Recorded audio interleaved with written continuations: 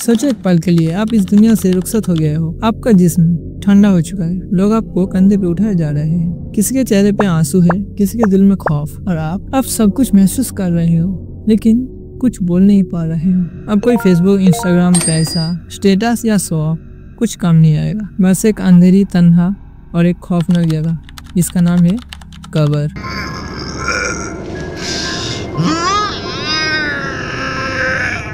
इंसान जब मर जाता है तो उसकी रूह उसके जिस्म से अलग कर ली जाती है। अगर वो रूह एक मोमिन की होती है तो मलिकुल मौत इजराइल अलैहिस्सलाम के साथ जन्नत का लिबास और इत्र लाया जाता है। फरिश्ते कहते हैं, ऐ पाक रूह, निकल अपनी रब की तरफ जो तुझसे राजी है।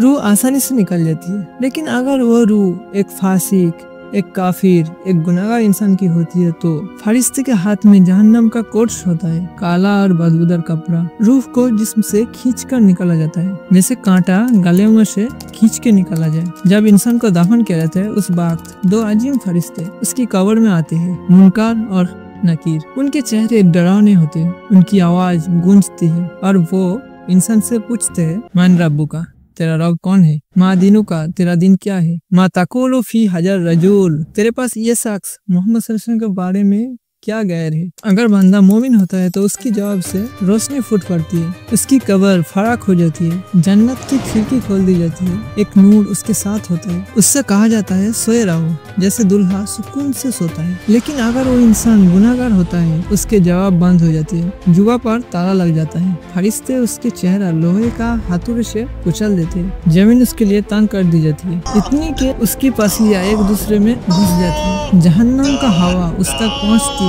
उस पर अजाब का सिलसिला शुरू हो जाता है। एक बार रसूल सल्लल्लाहु अलैहि वसल्लम ने फरमाया, मैंने जन्नत और जहन्नम दोनों देखा है। जन्नत में कम औरतें देखी और जहन्नम में ज्यादा। जब साहबी ने पूछा क्यों, तो नबी सल्लल्लाहु अलैहि वसल्लम ने जवाब दिया, ज्यादा शिकायत और शहर की नाशुक्री की वजह से। कई औरतें दुनिया में हिजाब नहीं करती, गिबात करती है, इंस्टाग्राम और टिकटॉक पर अपने जिस्म की नुमाइश करती है। ऐसे लोगों के लिए कब्र का अजाब इंतजार कर रहा होता है अगर वो तौबा ना करे तो।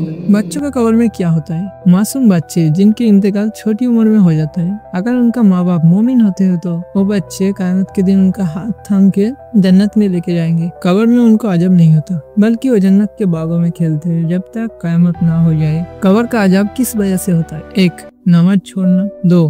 हिसाब से पाक न रहना। 3. गिबात, चुगली और झूठ। 4. जिना, हराम रिश्ते और फाहिशी। 5. शिर्क, अल्लाह के साथ किसी और को रब बनाना। 6. लोगों का हक मारना, रिश्वत लेना। 7. कुरान ना पढ़ना, दिन ना सीखना। 8. सोशल मीडिया में हराम कंटेंट का इस्तेमाल करना। रसूल सल्लल्लाहु अलैहि वसल्लम ने फरमाया, 2 लोगों को अजब दिया जा रहा था, एक अपने पिशाब से नहीं बचता था और दूसरा लोगों के दरमियान चुगली करता था। कब्र के अजब से बचने के तरीके: हमेशा पाक रहो, खासतौर पर टॉयलेट के बाद। 5 वक्त की नमाज है, ये तुम्हारा सबसे बड़ा हामी बनेगी कब्र में। सूरा मुल्क रोज पढ़ो।